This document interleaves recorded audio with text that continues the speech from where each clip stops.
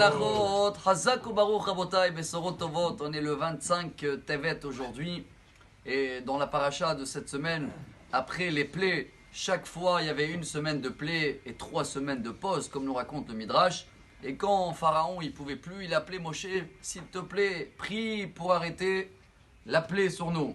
Et Moshe Rabbeinu, il répond à Pharaon, Ve'aya ketzeti et ta'ir efros kapai el Hashem. Je vais sortir de la ville, je vais faire la prière et tu vas voir que le plaie va s'arrêter. N'oublie pas, let my people go, on dit en anglais, tu vas libérer mon peuple. Chers amis, pourquoi sortir de la ville? Voilà le point qu'on va apprendre aujourd'hui. Rashi sur place, il dit, les filles Shaita Mitzraim, Melea Gilulim.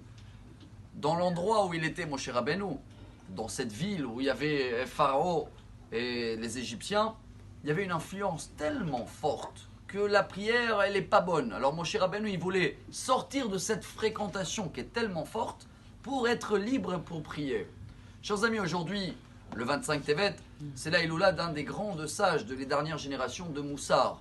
Il s'appelait Rabbi Eliyahu Dessler, très connu avec les livres qu'il a marqués sur la paracha, Mirtav Meliyahu, décédé dans l'année 1953, il y a 67 ans en arrière.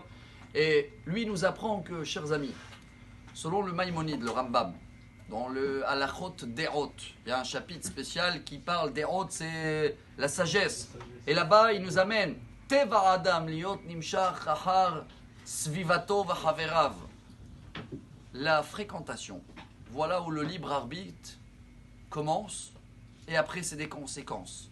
Selon le Rav Dessler, selon les amis que tu choisis, ta fréquentation, et ben automatiquement, tu vas les fréquenter, tu vas être comme eux. Même Moshe Rabbeinu, il devait sortir de l'Égypte parce qu'il a eu peur que l'influence des idolâtries peut le toucher. Alors qui en est nous, s'il dit le Rambam, que dès que tu habites dans un endroit, chers amis, et ben automatiquement tu vas les fréquenter. Par contre, alors là, ça fait 2000 ans, grâce à Dieu, on a tenu quand même la route dans l'exil. Oui, mais le secret, il était toujours dans toutes les communautés, où on avait toujours la Torah, où on n'avait pas tout à fait un dialogue, où on savait qu'on est différent.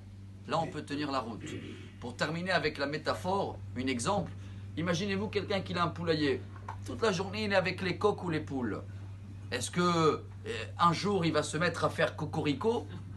Alors, il n'est pas influencé par les coqs. Pourquoi? Parce qu'il n'y a pas de dialogue entre eux. Lui, il fait ce qu'il doit faire. Eux, il sait que c'est un autre monde. Chers amis, le seul secret aujourd'hui pour nous, pour être meilleur, c'est de choisir des bons amis. Et au cas où, pour l'instant, on ne peut pas changer notre fréquentation. Certains, ils sont là, les parents, c'est pas le même chemin, où ils veulent déménager. La seule solution, c'est ce qui a tenu pendant 2000 ans, c'est l'étude de la Torah. Alors si on veut choisir, être fier de notre libre arbitre, car le Rav Dessler, il dit le libre arbitre, il est à chaque instant, et il est différent chez chacun. Chez un sage, le libre arbitre, est-ce qu'aujourd'hui je vais prier avec une bonne consultation? Non. Pour un tueur, le libre arbitre, c'est ce que je vais tuer aujourd'hui ou pas? Le libre arbitre existe. Mais la fréquentation aide beaucoup. Venez, on fait en sorte de bien choisir notre fréquentation. Comme ça, cette journée-là, 25 en hébreu, c'est Ko tevarechu et bnei Israël amor lahem. Tant qu'on est autour des bonnes personnes, bonne fréquentation, la prière montre direct. Bonne journée. Amar Rabbi Elazar, Amar Rabbi Hanina.